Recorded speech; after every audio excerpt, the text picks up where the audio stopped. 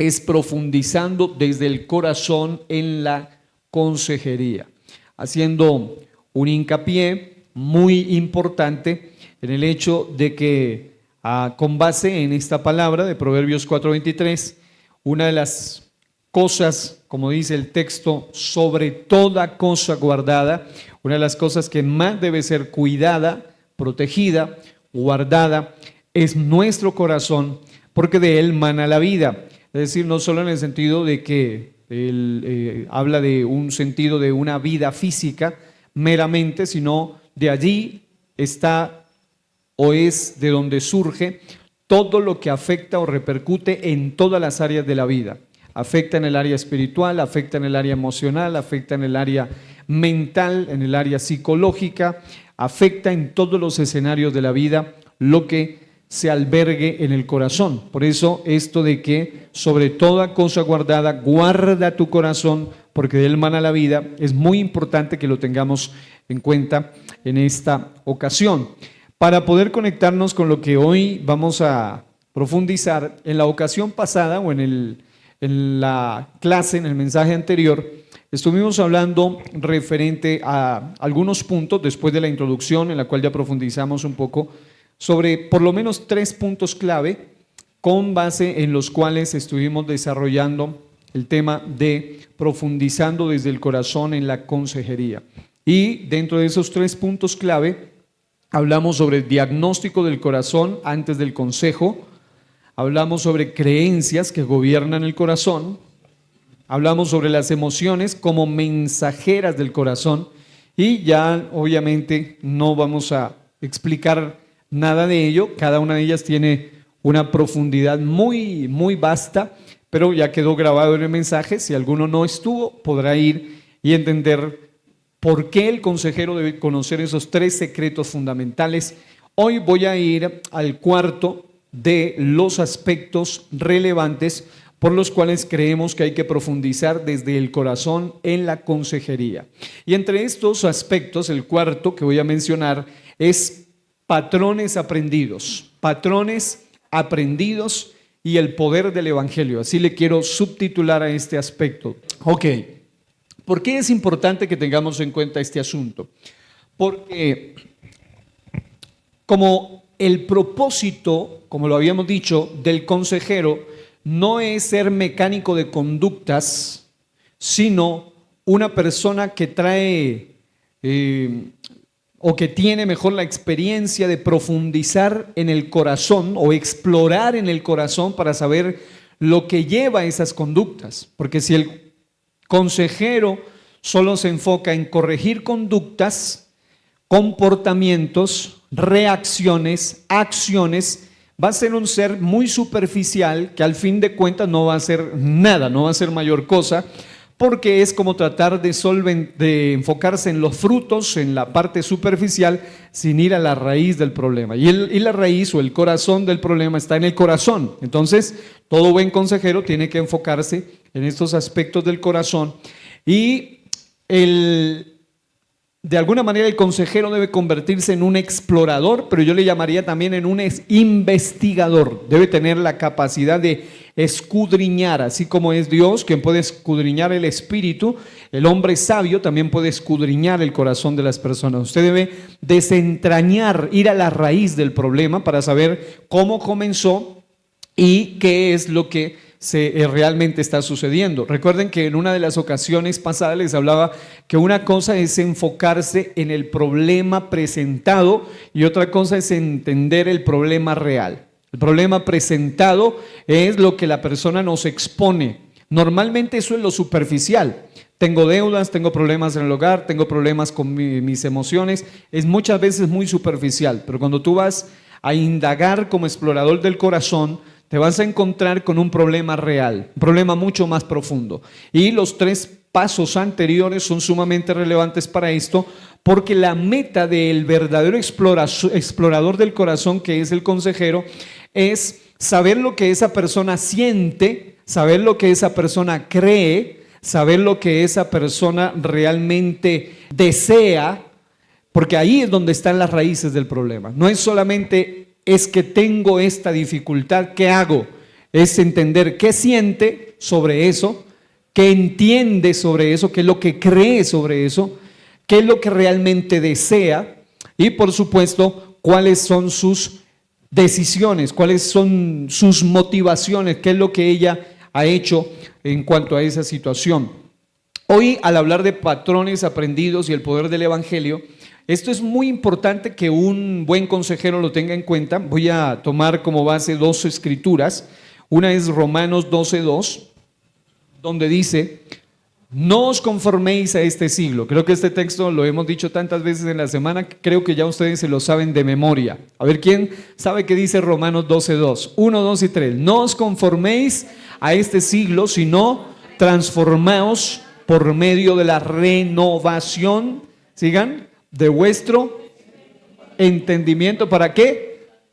Alguien lo está leyendo, pero bueno, está bien. Para que comprobéis cuál sea la buena voluntad de Dios, agradable y perfecta. Ok, este es un texto clave para poder tener la base de la importancia de estudiar los patrones aprendidos que esa persona tiene, que repercuten en empeorar el problema de esa persona. El otro texto base, o los otros textos y las escrituras, están en Efesios 4, 17 al 19, donde dice: esto pues digo y requiero en el Señor, que ya no andéis como los otros gentiles que andan en la vanidad de su mente. Note eso, en la vanidad de su mente, teniendo el entendimiento entenebrecido, ajenos de la vida de Dios, por la ignorancia que en ellos hay, por la dureza de su corazón, los cuales, después que perdieron toda sensibilidad, se entregaron a la lascivia para cometer con avidez toda clase de impureza. Ahora,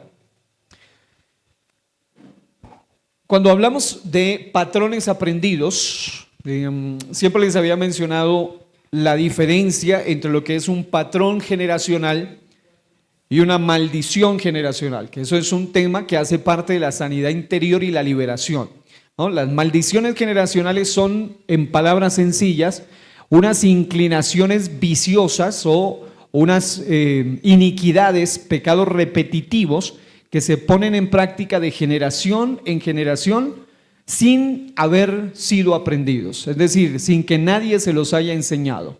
Personas cuyos padres nunca les enseñaron a hacer ciertas cosas, pero tienen tendencias muy desagradables, que cuando se hace un estudio familiar, eso ha seguido a esa familia. Por eso es que la Biblia dice que el Señor visita la maldad o esa iniquidad, esa maldición generacional de los padres sobre los hijos hasta la tercera y cuarta generación de los que le aborrecen. Familias donde se practica o se practican cierto tipo de pecados: divorcio, ocultismo, hechicería, problemas de suicidio, problemas de tendencia a la depravación sexual, al homosexualismo, al lesbianismo, etcétera, etcétera.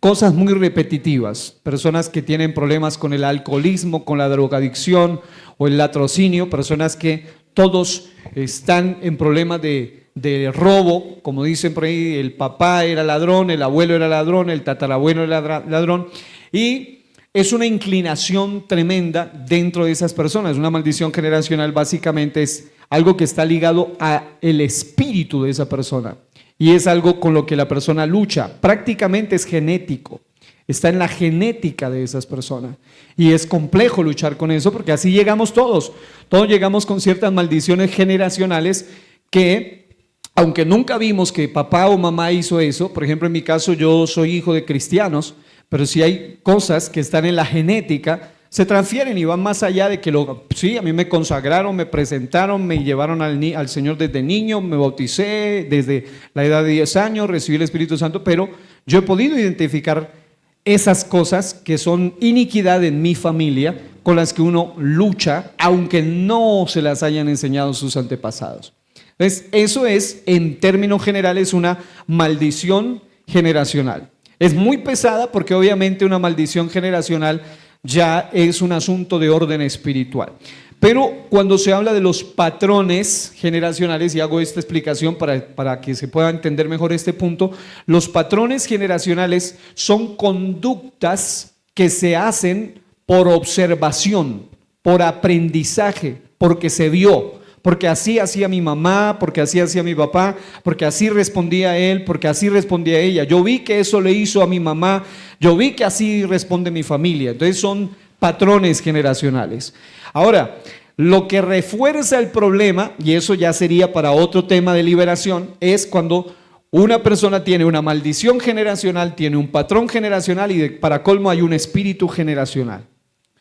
Eso empeora la cosa. Porque la persona puede tener de maldición generacional la tendencia, digamos, a la lujuria. Para colmo, la familia, la una era promiscua, la otra era prostituta, la otra persona era adúltera, el otro era fornicario, es decir, vivió en un desorden de inmoralidad. Y entonces vienen espíritus de inmoralidad.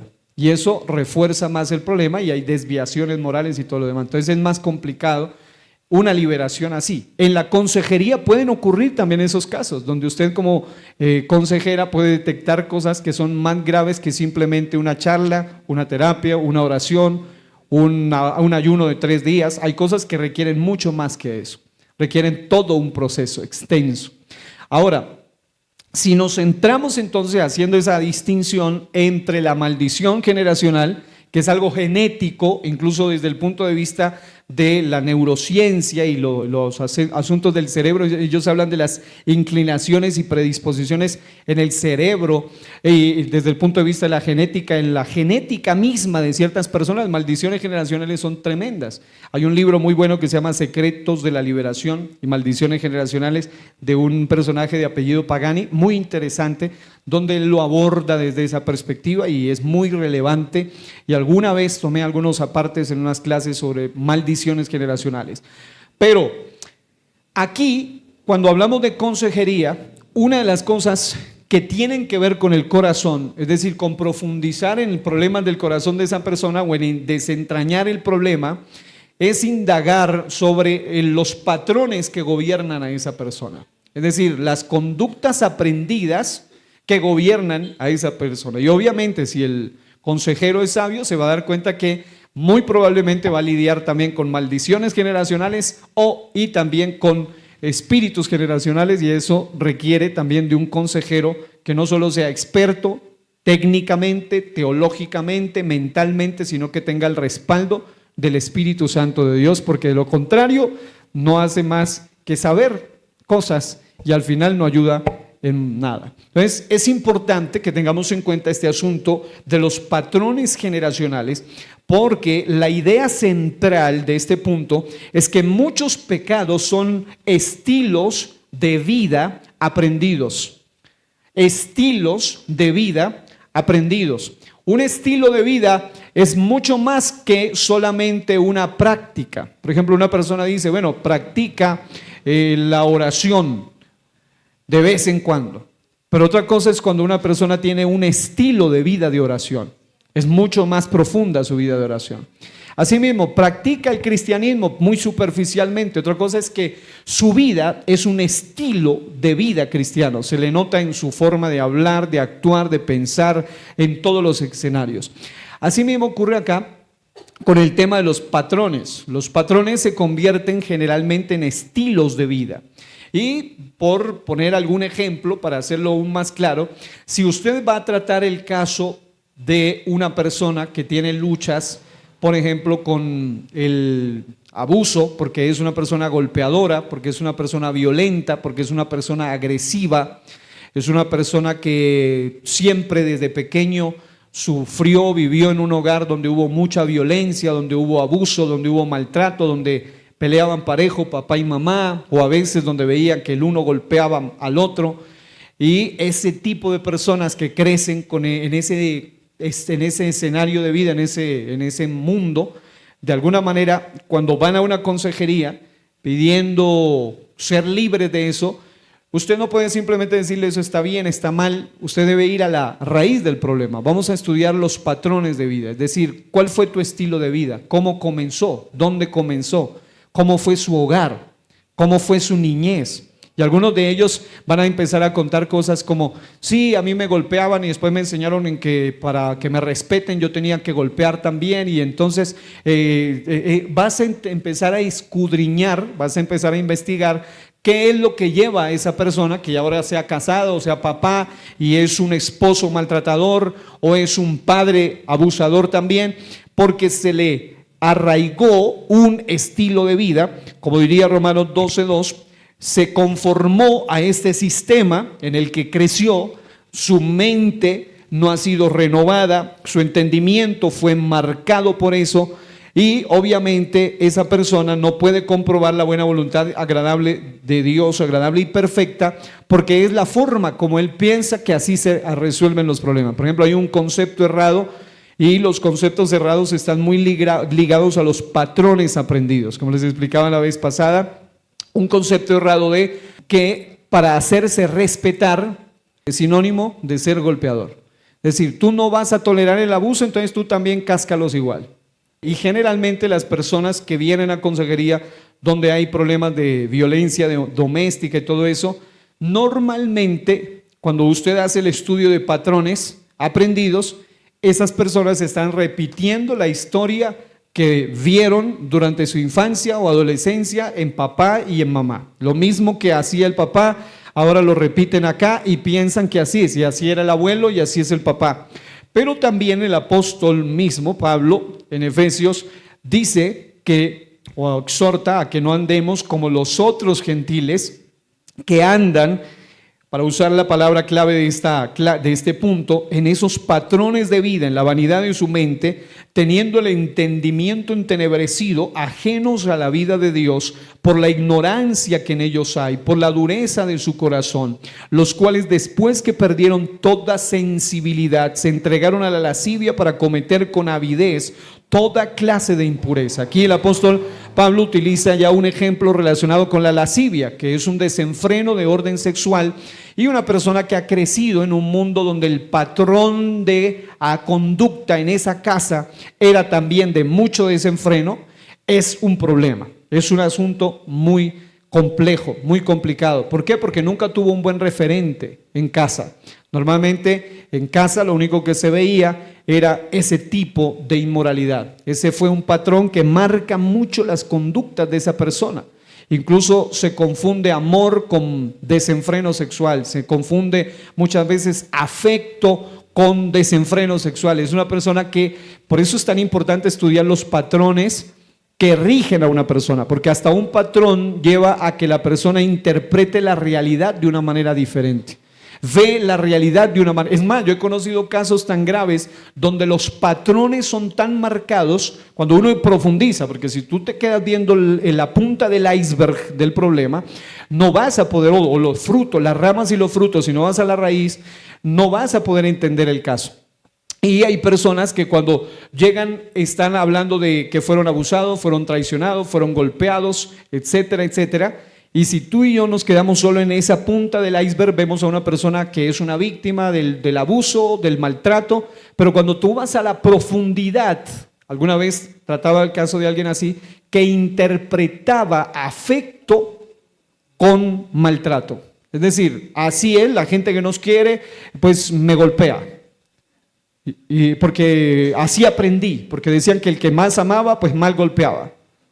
Y así le metieron un falso concepto basado en un patrón de violencia repetitiva. Entonces, como predicador, como pastor y como consejero, tú debes ir a demostrarle, no, eso no es así. Es decir, el maltrato bajo ninguna circunstancia. No hay ningún tipo de pretexto. Ahora, en el asunto de buscar los pecados, que son estilos de vida aprendidos, que generalmente son la razón principal de las consejerías. Cuando tú haces un estudio real de casi la mayoría de consejerías, en algún momento te vas a encontrar con un pecado por allí, que está ligado a un patrón de conducta aprendido. Lo primero que hay que estudiar es la historia familiar y los modelos. Voy a poner un ejemplo. Hay personas que tienen un concepto aterrador del matrimonio, un concepto pésimo. ¿Por qué? Porque su historia familiar con respecto al matrimonio no fue la mejor.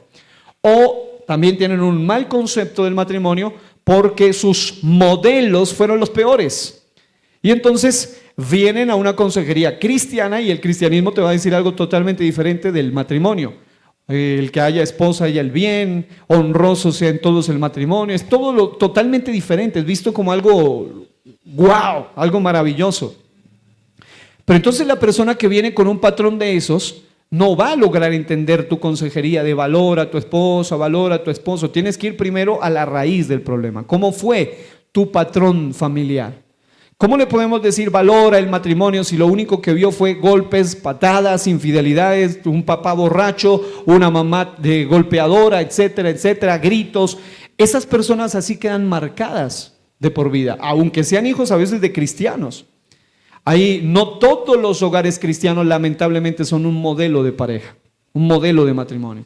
Y lógicamente cuando uno ve un mal modelo o tiene una historia negativa sobre algo, siempre lo va a ver mal, siempre lo va a ver negativo. Es similar a lo que pasa con las experiencias negativas, ¿no? Alguna vez yo tuve una mala experiencia con un perro pitbull. ¿A cuánto les gustaría que un perro pitbull les ponga sus mandíbulas para ahí? A nadie, ¿no? Pero yo tuve una mala experiencia con un perro pitbull a la edad de 9, 10 años. Me mordió la pierna y fue aterrador, gracias a Dios y al dueño que me soltó.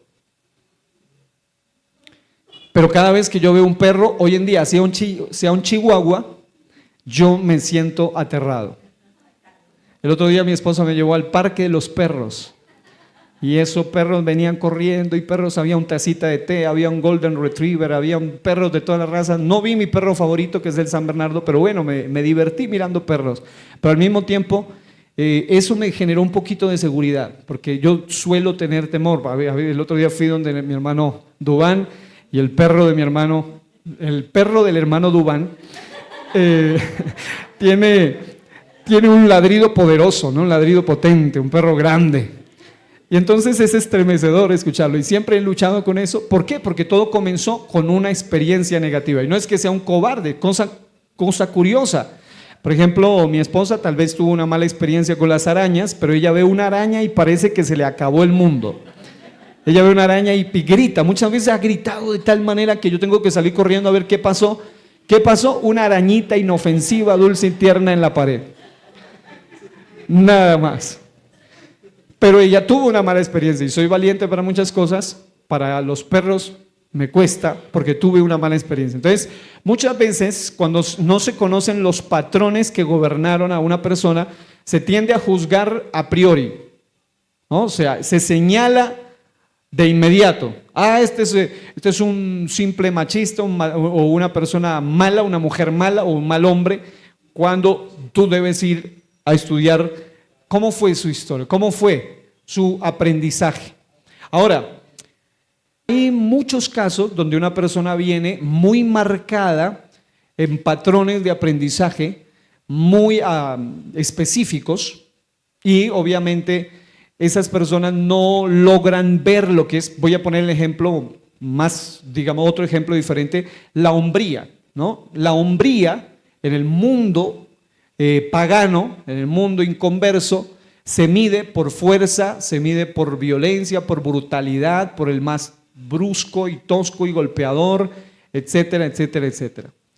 Y entonces algunos piensan que ser hombre es eso, es ser el que más golpea, el que más le ha puesto la mano al otro y no precisamente para ungirlo. Entonces, eso es lo que se considera hombre.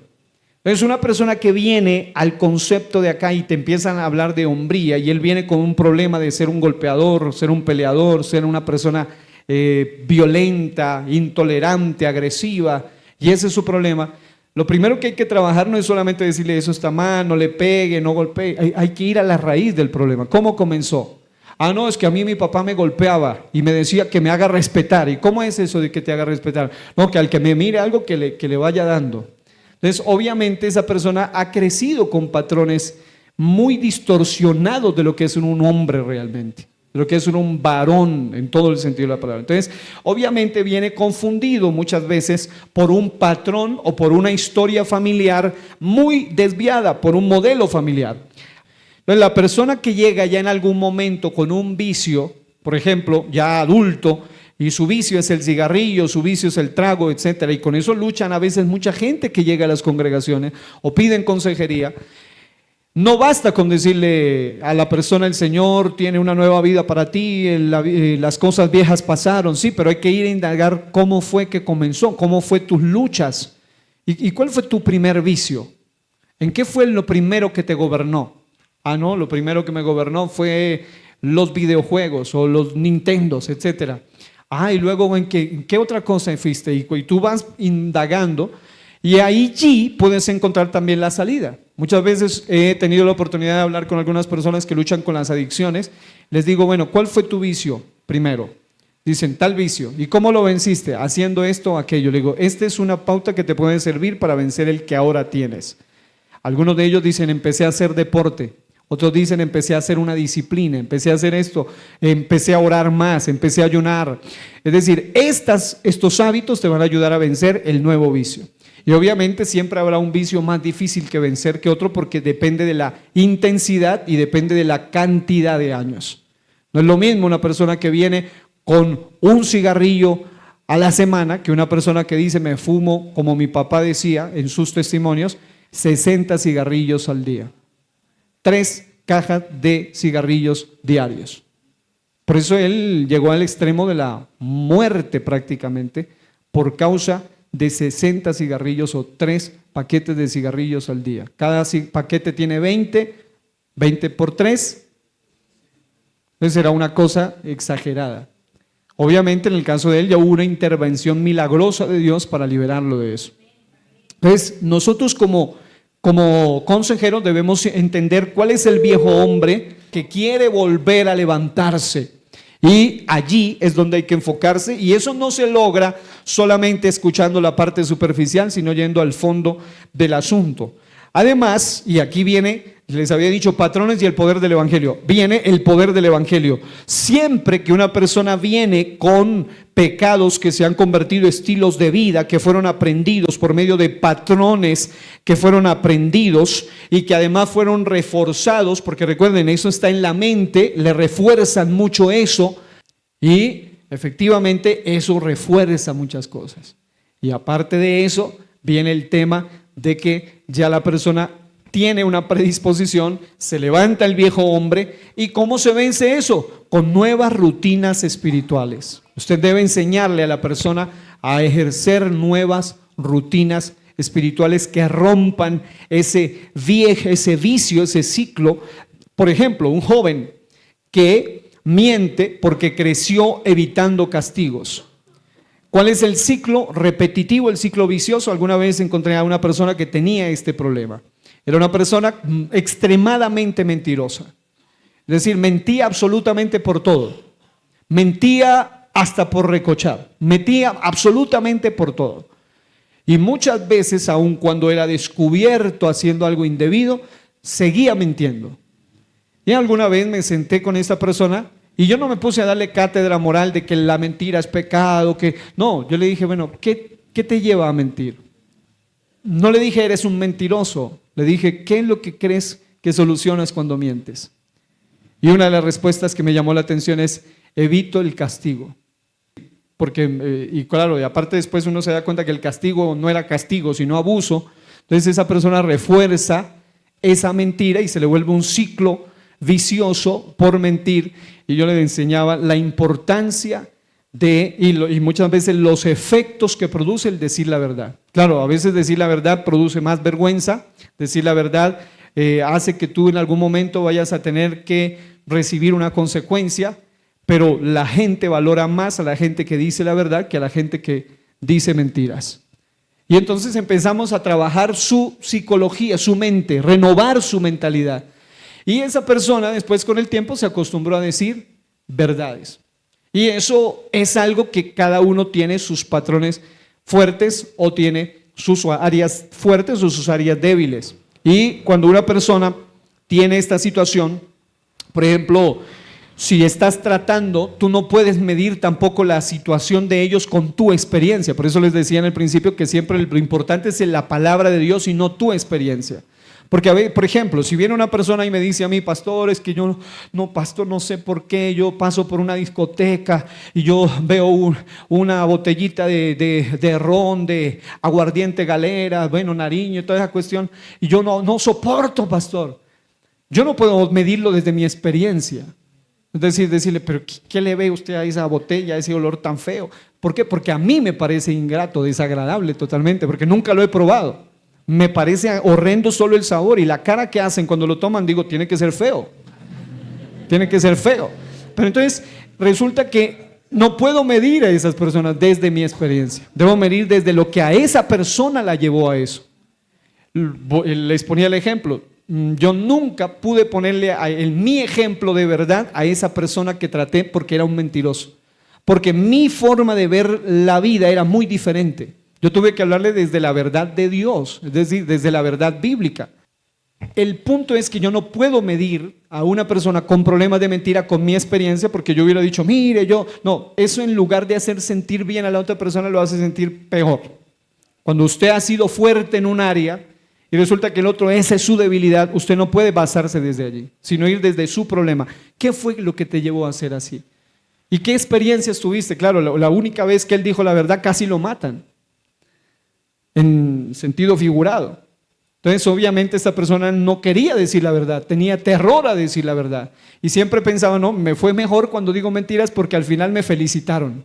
En otra ocasión no me hicieron nada. Entonces se acostumbró a decir mentiras. Entonces el viejo hombre que se levantó allí es porque él aprendió a decir mentiras también de muchos amiguitos y primos y familiares. Fue un patrón que se arraigó y para desarraigarlo no basta con decirle que la mentira es pecado, sino ir más allá. ¿Sí me explico? Ok, muy bien. El joven, con esto cierro este punto, joven que miente porque creció evitando castigos. Él debe aprender a decir verdad, confiando en la gracia de Dios y en la gracia aún de las personas, aunque tenga consecuencias. Pero es importante enseñarles a estas personas que vale más la verdad que solamente evitar las consecuencias. Ahora, otra cosa importante, el quinto punto, y con este creo que vamos a terminar por lo menos hoy, es el sufrimiento y el corazón. El anterior era clave porque eran patrones y el poder, patrones aprendidos y el poder del evangelio. Cómo el poder del evangelio, la verdad del evangelio transforma a una persona en esos problemas cuando va buscando consejería. Pero aquí está el sufrimiento y el corazón. Segunda a los Corintios 1:4 dice así, vamos a leerlo. Dice, Él nos consuela en todas nuestras tribulaciones para que podamos también nosotros consolar a los que están en cualquier tribulación por medio de la consolación con que nosotros somos consolados por Dios. Ahora, Santiago capítulo 1, versículos 2 al 4. Santiago 1, 2 al 4, búsquenlo y dice así.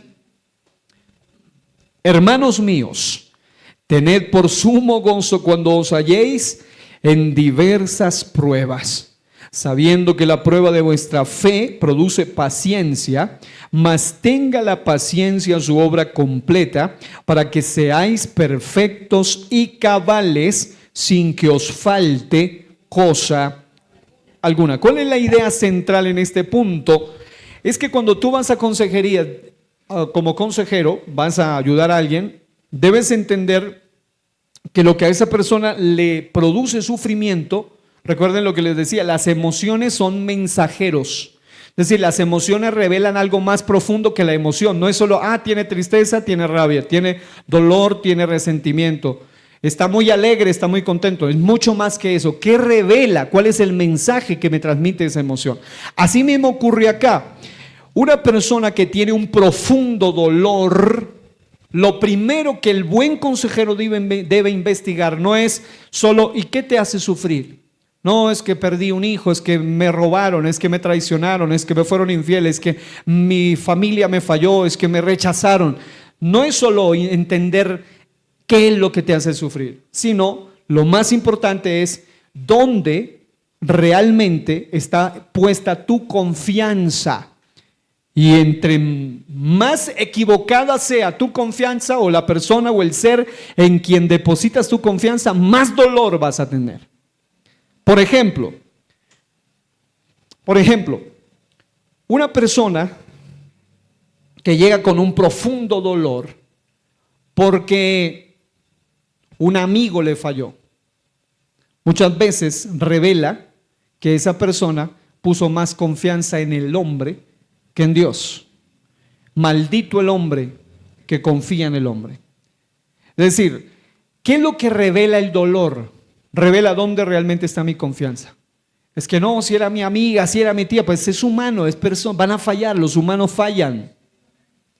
Entonces, cuando depositamos mal nuestra confianza, ese dolor hace que tú profundices más ese dolor y haya más profundas lágrimas, haya más luto en esa persona.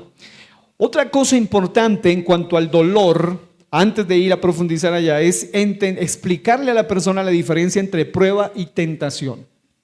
Es decir, ese dolor que tú tienes es resultado de una prueba o es resultado de una tentación, y agrego una tercera, una consecuencia. Tres cosas claves. Digan, prueba, tentación, consecuencia. No se trata igual el dolor si es una consecuencia o si es una tentación o si es una prueba. Dependiendo de la situación, va a cambiar el enfoque de la consejería. Si es una prueba, es alguien que ha sido fiel a Dios, tipo Job. Es una prueba, es alguien que no ha provocado esta situación. Tipo Job. Job no tenía ni idea de lo que había pasado allá en el cielo, que entre el diablo y el Señor, y él no tenía ni la remota idea de eso. Él tranquila y consagradamente oraba y se le vino el mundo encima. Ustedes saben, los 4 mensajeros todos le trajeron las peores noticias encima. Se le acabó todo en un solo día. Y para colmo, al final se le devastó también su salud. Entonces, su dolor era tan profundo que los amigos de él, aunque algunos de ellos aparentaban ser se nota que eran muy elocuentes por la forma como hablaban, eso eran filósofos de altísimo rango, eran patriarcas extraordinarios en hablar, pero no le pegaban al clavo. ¿Por qué? Porque estaban pensando, este está sufriendo así porque algún pecado hizo, este infeliz, algo hizo. Pero resulta que el pobre Job estaba sufriendo profundamente por algo que era una prueba. Entonces, a veces tú vas a señalar a una persona que está sufriendo por una prueba, en lugar de darle realmente soluciones. Si no eres sabio, le vas a traer más problemas, más aflicción, vas a señalar a esa persona. Por otro lado está la persona que tiene una tentación y esa tentación le produce dolor, porque el dolor no solo tiene que ver con que me duele en el alma el haber perdido esto o un ser querido, no, muchas veces el dolor está relacionado con una persona que está batallando profundamente con algo. El dolor de la tentación es muy fuerte cuando es una persona íntegra. Cuando es una persona realmente íntegra o que quiere no fallarle a Dios, eso le produce mucho dolor. Le produce dolor porque dice, Señor, yo no quiero. Es más, si cae esa persona basada en una tentación, sufre mucho. Porque dice, Dios mío, ¿por qué hice esto? Y la culpabilidad y el dolor. Entonces ese es otro tipo de dolor. Esa persona se lamenta, esa persona sufre profundamente porque o falló o porque no quiere fallar. Y esa tentación sigue vigente allí. Entonces no es lo mismo hablar con el que está en la prueba, con el que está con la tentación. Y también hay otro caso que es el dolor de las consecuencias. Ese es un dolor muy profundo. Una persona que violó principios, que hizo algo que está mal y que ahora ve resultados, secuelas de las consecuencias del problema, eso también le afecta profundamente. Y si el consejero no es sabio, tampoco sabrá abordar bien cómo sanar el corazón de esa persona, porque la idea es, sea prueba, sea tentación, sea consecuencia, la idea no es al caído caerle, no es pegarle la puñalada final, no, es buscar la manera de que su corazón sea restaurado, sanado, liberado, sea por prueba sea por tentación, sea por consecuencia. Pero la idea es que esa persona sea liberada. Ahora, el punto es que hay que acompañar, y eso también es clave, sin frases fáciles, es decir, sin menoscabar su dolor. Los psicólogos utilizan, el pastor Miguel lo usa mucho, la palabra clave que es una palabra que suele validar el dolor. Validar el dolor, es decir, valida su dolor. Validar el dolor no es decirle, no, pero eso no es tanto, no es para tanto, no, llorando por eso. No, es que usted pueda validar ese dolor. No es lo mismo el dolor del niño que el dolor del adulto, que del anciano. Mientras que tal vez el dolor del niño es que la niñita de la iglesia no le prestó el peluchito. El dolor del otro es que la esposa le fue infiel, o el dolor del otro es que en la empresa lo traicionaron, o es que el mejor amigo le jugó una mala pasada, algo sucio. Entonces cada uno tiene un dolor diferente. El dolor del uno es que se le murió el hámster. El dolor del otro es que se le murió el papá. Y así cada uno tiene un dolor. Pero si esa persona viene expresando dolor, así sea por un hámster o por un perro, tú no puedes decirle a esa persona, pero ¿qué le pasa a usted sufriendo que por un perro? Pero resulta que si a esa persona le duele, tú tienes que aprender a tener tacto y sabiduría. Yo también tuve un perro y yo lo dejé por ahí tirado. No, serás tú. Pero no todos somos iguales. Peor aún, yo sé lo que es llorar por un perro. Porque tuve una perra maravillosa que se llamaba, no me acuerdo, la negrita, Conga creo que se llamaba. Ese nombre se lo puso mi mamá, bien raro, Conga. Entonces resulta que esa perra fue una perrita maravillosa. Se robó mi corazón. Desde la primera vez que la vi, fue, como dicen por ahí, amor a primera vista. Esa perra fue extraña. Les cuento la historia para que entiendan el dolor. Yo tenía tal vez 13, 12, 13, 14 años. Y un día mi mami fue a comprar y una perrita hermosa, schnauzer, de toda negrita, de esas que tienen chivito aquí, no sé por qué, se enamoró de mi mamá. Y la empezó a perseguir para donde ella iba, y ella la echaba y la perrita más pegada. Y cuando abrió la puerta, la perrita disparada se metió a nuestra casa. Y yo recuerdo que yo estaba en el colegio, cuando llegué, mi mamá me dice, vaya a la azotea que ahí hay algo. Una sorpresa fue que me dijo. Yo dije, bueno, voy a ver qué hay. Cuando subo, mi mamá, bueno, así ella había aprendido, porque ella estaba asustada, o sea, quiero que entiendan eso, estaba asustada, no quiero hacerla quedar mal a ella, pero estaba asustada, entonces ella la amarró con una cabulla por ahí a una perrita, que sin saber, porque decía, ¿esta perra de dónde? Y era impresionante, la perrita nunca se quiso ir de la casa. Y me acuerdo que cuando yo miré, abrí la puertita y cuando la miré, literalmente es como si esa perra me hubiera conocido de toda la vida. Así como son los perritos que mueven todo, absolutamente todo, parecía que le iba a dar algo y se iba a ahorcar. Entonces yo tuve que ir y quitarle eso y se me lanzó y a partir de ahí fue impresionante. O sea, la conexión como nunca con ese animalito. Y claro, el dolor fue que a mi madre, bueno, no le gustan los perros. Y entonces un día la fue a dejar a un supermercado, al potrerillo, al mercado potrerillo, para que se pierda allí. Eran las 3 de la mañana y la perrita llegó a la casa, aruñando la puerta, y yo llorando por mi perrita, y lloraba, y cuando sentí que ella entró, fue una cosa espectacular otra vez. Y ella más, o sea, fue más conexión conmigo. Y luego, al final, la perrita desapareció y años después me enteré que mi mamá la había vendido. Pero claro, la entiendo. Pero sufrí mucho por esa perrita. Lloré demasiado y siempre extrañaba a esa perrita.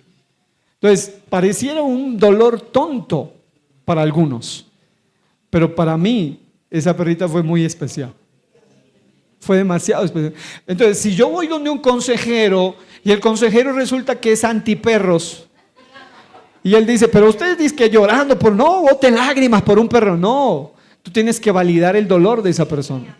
O sea, tal vez tú no quieras a los perros, pero esa persona está sufriendo por un perro. Tú tienes que saber ayudarlo. Ahora, muchos a veces, como no validan el dolor, comparan su dolor con el del otro y lo único que hacen es empeorar la situación. Porque tú le estás contando algo bien triste y resulta que le dices, si supiera lo que a mí me pasó. Es decir, y ellos quieren contar su historia y su historia es peor, pero están invalidando el dolor del otro. Es mejor decir, te entiendo porque a mí también me pasó. Es decir, también comprendo porque yo también lo viví. O es mejor decir, mira, no lo entiendo porque no lo he vivido, pero quiero entender tu dolor. Cuéntame, ¿qué es lo que te hace doler? ¿Por qué te encariñaste tanto con esa perrita? ¿Qué fue lo que hizo que esa perrita? Es decir, así parezca algo simple y sencillo, valida el dolor de ellos, los que tienen padres con sus hijos, valida su dolor. A veces uno de niño sufre por cosas que sí son tontas, pero claro, uno las entiende así cuando es grande, pero en ese momento no las entiende así. Entonces tú tienes que, por eso cuando los niños vienen a darme quejas, a mí siempre les pongo cuidado, a ver qué pasó. Y los niños, pastor, que el niño, yo no sé qué. Y listo, yo le digo, tranquila, ya vamos a arreglar el problema, listo. Es decir, que ellos sientan que se les está prestando atención. Y acompañar sin frases fáciles, es decir, no les simplifiques el dolor, sino decirle, entiendo, debe ser muy difícil, o a mí me pasó. Debe ser difícil sentir eso. A ver, cuéntame, ¿qué sientes? ¿Y qué piensas? ¿Y por qué extrañas a esa persona que murió o a ese, o qué te duele de haber perdido ese negocio, esa empresa, ese trabajo, etcétera? Indaga, muestra valor a esa persona, agrégale valor. Ahora, convertir el sufrimiento, y esa es la clave, forma de sacarlo del problema es convertir el sufrimiento en discipulado. Esa es clave. Convertir su sufrimiento en discipulado. Ven, vamos a estudiar en la Biblia el valor de los animales. Por eso para ti es tan importante ese animalito. Mira, Dios también valora a los animales. Y tú tienes, es decir, empieza a destacar su valor. Mire, la Biblia dice que el justo tiene cuidado de sus bestias. Mira, entonces no es insano lo que estás sintiendo, no es anormal. Es decir, no te creas que estás mal, no te dé vergüenza decirlo. La gente justa cuida aún a sus animales. Entonces, es decir, valida su dolor. Y luego conviértelo en discipulado. Pero dile, mira, Jesús también tuvo relaciones allí. Y dice, mira, ¿te acuerdas del pollino cuando entró Jesús con el pollino? Es decir, relaciónalo con Jesús, con la Biblia. Porque lo hermoso de la Biblia es que muestra aún a Jesús no solamente echando fuera demonios, sino hasta subido en un humilde hijo de asna. Es decir, si nosotros entendemos esto, podemos convertir el sufrimiento en discipulado y luego mostrar cómo en la Biblia la gente superó sus pérdidas, su dolor, es llevarlo a la palabra. Un ejemplo de esto, una madre que pierde un empleo. Cuando una persona viene con esa situación, no hay cosa más dura en la vida que tener problemas económicos. ¿Cierto? Es decir, obviamente el dinero no da felicidad, pero es triste no tenerlo. ¿Cierto que sí? Cuando usted mete la mano y no mira más que las llaves viejas y nada más, no se siente bien. A ver, ¿cuántos hijos de Dios también se sienten bendecidos cuando tienen dinero? Claro, pero cuando no lo tienen también, y más si hay responsabilidades, si hay familia, hay dolor. Entonces una persona viene con el dolor de perdí mi empleo, o aunque no lo perdí, no están yendo bien las cosas. Ese es su dolor, es lo que ella expresa. Pero entonces, como les decía, el dolor muestra en quién confiamos. Entonces, si esa persona sufre y ya su dolor es desmedido, hay que medir, hay que indagar. ¿Tú estabas poniendo demasiado tu confianza en el dinero? Es decir, ¿el dinero se te había convertido en Dios? ¿El dinero era tu Señor? Vamos a indagar a la luz de la Biblia qué puede estar pasando contigo. Es decir, sin señalamiento, pero con discipulado. Vamos a investigar dónde habías puesto tu confianza, en ese jefe, en ese empleo, en ese trabajo. Es decir, ¿eso era para ti tu Señor que te daba paz? Y ahí entonces tú llevas ese dolor a un discipulado para que la persona, después de indagar en quién confía, guíalo a confiar otra vez en Dios. a entender que Dios es su verdadera fuente de provisión, y esa persona puede pasar de una queja, de una desesperación, a una dependencia del Señor, incluso a descubrir nuevas formas de servir, nuevas formas de trabajar, nuevas formas de laborar. Entonces no basta con decirle a la persona simplemente, usted sufriendo por problemas de dinero o sufriendo por eso. No, más que eso, indaga primero dónde pusiste tu confianza, alinearlo a poner su confianza en Dios. Segundo, enséñale discipulado de cómo mejorar, cómo crecer, cómo hacer. Por eso incluso la Biblia es tan preciosa que hay hasta, usted de ahí puede sacar cursos hasta de cómo emprender, cómo mejorar en su economía, cómo ser más creativo, etcétera. En la Biblia usted encuentra de todo lo que el ser humano necesita. Y así usted estaría ayudando más que solo dando un sermón moralista. El sermón de, no, pero sufriendo por eso, no, mire que Job, y bueno, vamos a la Biblia, pero sin una aplicación real, porque hay que ver, claro, el caso de Job era una prueba. Entonces busca una aplicación adecuada al problema de cada persona. Finalmente, para que se póngase de pie para orar, si nosotros entendemos esto, mis amados hermanos, vamos a hacer mucho bien a las personas que se acerquen a nosotros.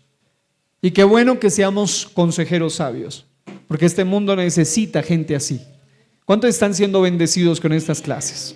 Oremos. Señor, te damos gracias una vez más por permitirnos, oh Dios, tener este compartir, este diálogo, esta conversación bíblica, esta conversación basada en aspectos muy prácticos, muy cotidianos, Señor, pero literalmente alineados a la necesidad de aquellas personas, ya que estamos hablando de profundizando en el corazón, en la consejería. Señor, ayúdanos a entender que cada uno tiene un nivel, un umbral de dolor diferente, pero también muchos de ellos en su dolor reflejan dónde están depositando su confianza. Ayúdanos a entender, Señor, cuáles son los patrones que rigen la conducta de una persona, qué es lo que ha marcado la mentalidad, Señor, la personalidad misma, las conductas de alguien, y lo llevan a hundirse en esos problemas para poder ayudarlos y mostrarles una alternativa bíblica para salir de ese tipo de problemas. Hoy te pido, Señor, que levantes consejeros sabios en esta congregación, hombres y mujeres de todas las edades, varones, Señor, y mujeres, personas, Señor, temerosas de ti, que te amen, Señor, padres, madres, tutores, personas, Señor Jesús, que aunque no tengan una relación familiar con alguien, pero ese taxista, ese vecino, ese compañero de trabajo, esa persona que busca un consejo, pueda encontrar en nosotros a alguien realmente sabio, no solo una persona que dé un discurso, una charla, sino algo más que eso, una persona que pueda profundizar en la raíz del problema y ayudarle a salir de allí, no con sus ideas, no con sus pensamientos, sino basado en su palabra, Señor. Hoy le pedimos que unja consejeros sabios para su honra y para su gloria, en el nombre poderoso de Jesús, y todos decimos amén y amén.